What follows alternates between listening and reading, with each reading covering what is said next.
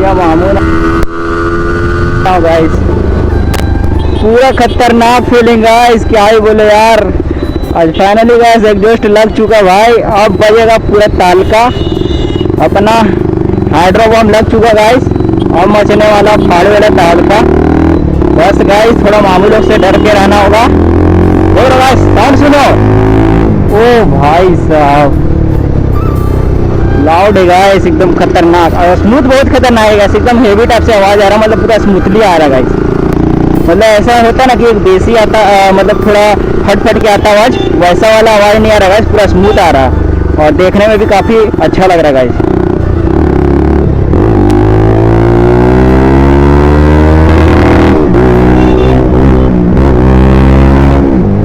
ओ भाई साहब, भाई पिकअप तो बढ़ चुका है।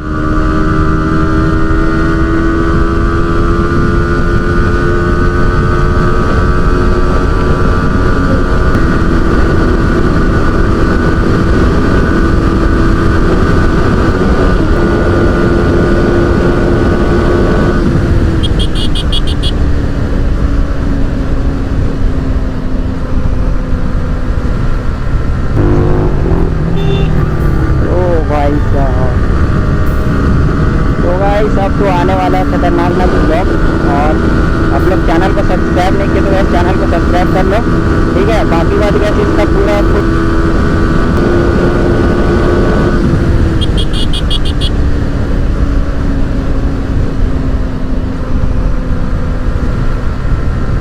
गाइस, पूरा खतरनाक फीलिंग गाइस, क्या ही बोले यार।